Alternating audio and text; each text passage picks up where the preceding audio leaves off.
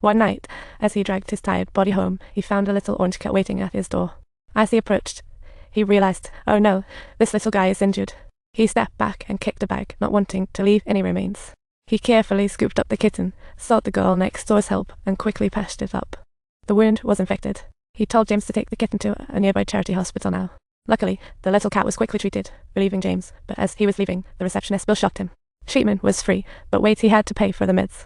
James was sweating bullets. The med bill was £22, an astronomical amount for someone living on a shoestring budget. But the kinder a person is, the harder it is for them to see others suffer, so he decided to give up a week's worth of food for that little orange kitty. But the plot thickens. This little orange dude didn't seem too thrilled about the pills refusing to take his medicine. The little furball even took a chomp at James' hand, and he had no choice but to call for the girl next door again. To his surprise, with her, the orange kitty turned into a little angel, gobbling up the meds like it was catnip. While chatting away, they decided to name the kitty Bob because why not? Betty told James the neighborhood is full of sneaky folks, and she really hates those nasty drugs. When asked, James said he was a free-spirited musician, unsigned by any agency. In reality, he just wanted Betty not to judge him. He was actually a down-and-out street singer, a bit of a mess, really. By day, he made a few coins singing, and by night, he'd blow it all for a moment of joy. What a night out. He felt like life had no future, and definitely no happiness. It seemed meaning just didn't apply to him. He tried to break free from the chains of fate, but after countless attempts, it turned out to be a comedy of errors.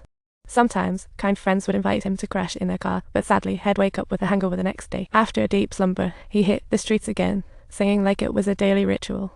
But Bob was always nearby, afraid he'd get abandoned outside, so James kept him safe at home. But Bob was a shadow. He slyly jumped onto the bus, cracking smiles on all the passengers. The bus suddenly burst with warmth. Bob didn't see James on the first level, so he hurried up to the second. Finally, he found James on the second level, and James had to let him peek out the window at the city. To keep Bob from going on a wild adventure, the conductor brought a leash to keep him in check. After they got off, Bob was looking everywhere, his eyes popping with curiosity, exploring this new world. James worried Bob might get spooked, so he squatted down promptly for him to hop up on his shoulder, transforming their duo into a lively and spirited pair, akin to mythical beasts breaking free from their cage. Suddenly, this adorable duo became the center of attention, and smiling bystanders came rushing for pics. Every now and then, Bob posed like a little superstar, and when the show ended, they got a round of applause. James' earnings soared dramatically. He made more in just one day than his entire earnings from the previous week, truly hitting the jackpot in every sense of the word. As dusk fell, they hopped on the bus home, and James even bought Bob a brand spanking new leash. Not just that, they went to the supermarket for Bob to pick his favourite cans life is about enjoying. After that, every day in London, a man and his cat could be seen singing their hearts out on the street. What a musical tale. Sometimes the cat perched happily on the guitar, joining the music, and other times sat quietly beside James. Their performances drew more and more folks in, and James' life started to take a turn for the better. His interactions with Betty became frequent, and their relationship warmed up like a hot cocoa. But one day, an old friend of James popped up, looking for a way back while the drummer.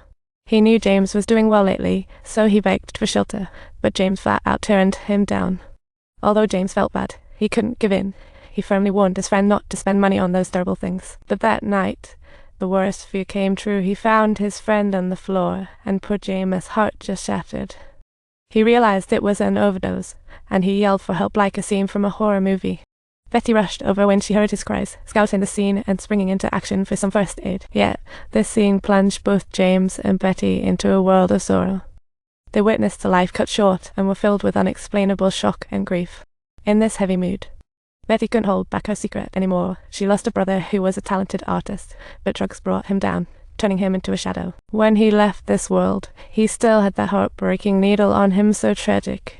His friend's demise and Betty's story hit James like a ton of bricks, leading him to resolve again to quit and get his life back. Yet, he didn't dare tell Betty he was too, so with renewed determination, he sought the doctor.